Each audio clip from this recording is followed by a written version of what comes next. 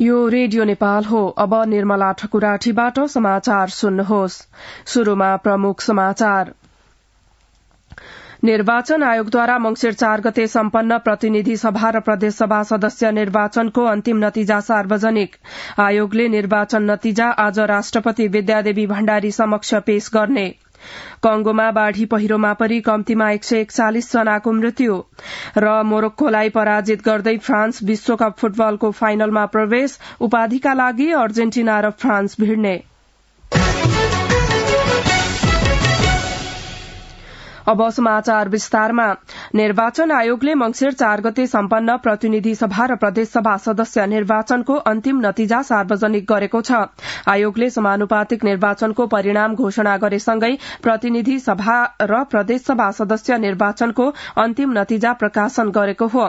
आयोगमा हिजो आयोजित पत्रकार सम्मेलनमा प्रमुख निर्वाचन आयुक्त दिनेश कुमार थपलियाले निर्वाचन परिणाम सहितको प्रतिवेदन निर्वाचनको नतिजा घोषणा भएको 7 दिनभित्र राष्ट्रपति समक्ष र प्रदेश सभाको हकमा प्रदेश प्रमुख समक्ष पठाउनु पर्ने प्रावधान बमोजिम आज राष्ट्रपति विद्यादेवी भण्डारी समक्ष प्रतिनिधि सभा सदस्य निर्वाचनको परिणाम सहितको प्रतिवेदन र पुस 2 गते 7 प्रदेशमा प्रदेश प्रमुख समक्ष प्रदेश सभा सदस्य निर्वाचनको प्रतिवेदन पेश गर्ने बताउनुभयो। पत्रकार सम्मेलनमा प्रमुख आयुक्त थपलियाले प्रतिनिधि सभा र प्रदेशसभा निर्वाचनबाट 825 जना निर्वाचित हुनु भएको घोषणा गर्नुभयो। प्रतिनिधि सभातर्फ 1961 तथा प्रदेश सभातर्फ 2324 जना उम्मेद्वारहरूको धरौटी रकम जफत भएको छ भने समानुपातिक निर्वाचन प्रणाली अन्तर्गत प्रतिनिधि सभातर्फ बन्द सूची पेश गर्ने 47 दल मध्ये 40 वटा दलको धरौटी जफत भएको छ। समानुपातिक निर्वाचन प्रणालीतर्फ कम्तीमा 3% मत र पहिलो हुने निर्वाचित हुने निर्वाचन प्रणालीतर्फ 1 सीट प्राप्त गर्ने दलले मात्र राष्ट्रिय दलको मान्यता प्राप्त गर्ने व्यवस्था बमोजिम सम्पन्न निर्वाचनबाट 7 वटा राजनीतिक दलले राष्ट्रिय दलको मान्यता प्राप्त गरेका छन्। प्रमुख निर्वाचन आयुक्त थपलियाले निर्वाचनका क्रममा आएका समस्याहरूलाई समेत सम्बोधन गर्ने गरी नयाँ कानून निर्माणमा लाग्ने बताउनुभयो। मतपत्र छपाई र प्रचार प्रसारमा भएको खर्चको भुक्तानी सकिएपछि निर्वाचन खर्चको सम्पूर्ण विवरण पत्रकार सम्मेलन गरेर सार्वजनिक गरिने प्रमुख निर्वाचन आयुक्त थपलियाले जानकारी दिनुभयो। नेकपा माओवादी केन्द्रका अध्यक्ष एवं पूर्व प्रधानमन्त्री पुष्पकमल दाहाल प्रचण्डले आफू छिट्टै प्रधानमन्त्री बन्ने बताउनु भएको छ।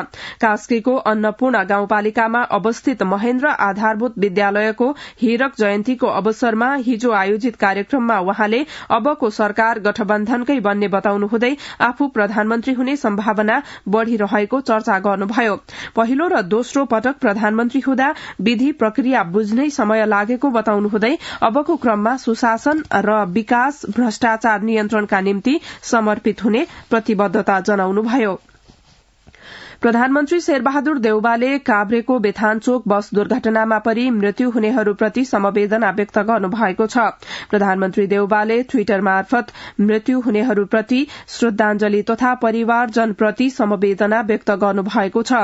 प्रधानमन्त्रीले घटनामा घाइते भएकाहरूको शीघ्र स्वास्थ्य लाभको कामना गर्नुभएको छ। साथै वहाँले घाइतेहरूको सुविधा सम्पन्न अस्पतालमा उपचार गर्न सम्बन्धित निकायलाई निर्देशन पनि दिनुभएको छ। यस्तै नेकपा माओवादी केन्द्रका अध्यक्ष पुष्पकमल दाहाल प्रचण्डले काभ्रे पलाञ्चोकको बेथानचोक गाउँपालिका 4 चलाल गणेश स्थानमा भएको बस दुर्घटनामा घाइते भएकाको निशुल्क स्वास्थ्योपचारको व्यवस्था गर्न सरकारसँग माग गर्नुभएको छ। सर्वोच्च अदालतमा राष्ट्रिय स्वतन्त्र पार्टीका अध्यक्ष रवि लामिछानेको सांसद पद खारेजीको माग गर्दै रिट दायर भएको छ। अधिवक्ताद्वय युवराज सफल र रविराज बर्तौलाले हिजो दायर गर्नुभएको रिट निवेदनमा नेपाली नागरिक नभएकाले लामिछानेको सांसद पद खारेजीको माग गरिएको छ। यस्तै रिट निवेदनमा लामिछाने नेपाली नागरिक नभएकाले प्रतिनिधि सभा निर्वाचनमा उम्मेद्वार हुन नै योग्य नभएको हुँदा चितवन क्षेत्र नम्बर 2 मा पुनः मतदान हुनुपर्ने माग गरिएको छ।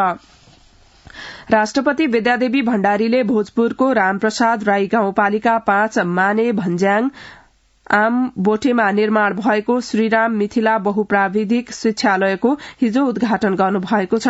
कार्यक्रममा राष्ट्रपति भण्डारीले शिक्षालयको स्थापनाले स्थानीयलाई प्राविधिक शिक्षा लिन सहज हुने बताउनुभयो। राष्ट्रपति भण्डारीले शिक्षालय स्थापनाले प्राविधिक शिक्षा लिन अन्यत्र जानुपर्ने बाध्यता हटे पनि सिपयुक्त जनशक्ति उत्पादनमा राज्यले ध्यान दिन आवश्यक रहेको बताउनुभयो। कायम मुकायम प्रधान न्यायाधीश हरिकृष्ण कार्कीले न्याय सम्पादनमा देखिएका समस्या क्रमशः समाधान उन्मुख भएको बताउनु भएको छ। हिजो उच्च अदालत पोखरा बागलुङ इजलास भवनको शिलान्यास कार्यक्रममा वहाँले सर्वोच्च अदालतले गोला प्रथाद्वारा न्याय सम्पादन गर्ने 5 वर्ष नाघेका मुद्दाको छुट्टै व्यवस्थापन गर्ने र न्यायालयमा विचलन आउन नदिन सुधारका धेरै योजना कार्यान्वयनको चरणमा रहेको बताउनुभयो।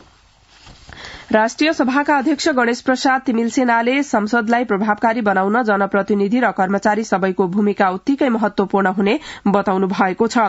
16औं संघीय संसद सेवा दिवसको अवसरमा संघीय संसद सचिवालयले हिजो आयोजना गरेको कार्यक्रममा अध्यक्ष तिमिलसेनाले जनअपेक्षा अनुसारको सेवा दिनु सार्वजनिक पद धारण गर्ने सबैको दायित्व भएको बताउनुभयो। रेडियो नेपालबाट सुन्दै हुनुहुन्छ बिहान 9 बजेको समाचार। अब केही बेर विज्ञापन र सन्देश। खुशी कसरी खुशी हुन्छ जब बाँड्ने छैन कोही आफ्नो भन्दैमा आफ्नो हुन्न सम्पर्कमा बस्या खै सम्पर्कका लागि बलियो आधार नेपाल टेलिकम हो राष्ट्रकै सञ्चार सम्पर्कको आधार राष्ट्रको सञ्चार नेपाल टेलिकम राष्ट्रको सञ्चार नेपाल टेलिकम राष्ट्रको सञ्चार। अब बाँकी समाचार। लुम्बिनी प्रदेशको स्थायी राजधानी राप्ती उपत्यका देउखुरीबाट औपचारिक रूपमा कार्य प्रारम्भ भएको छ।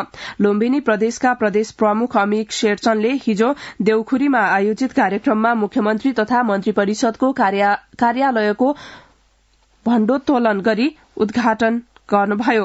त्यस अवसरमा प्रदेश प्रमुख शेरचनले विकासको क्षेत्रमा पछि परेको देउखुरी उपत्यका अब आधुनिक शहरका रूपमा विकसित हुने बताउनुभयो।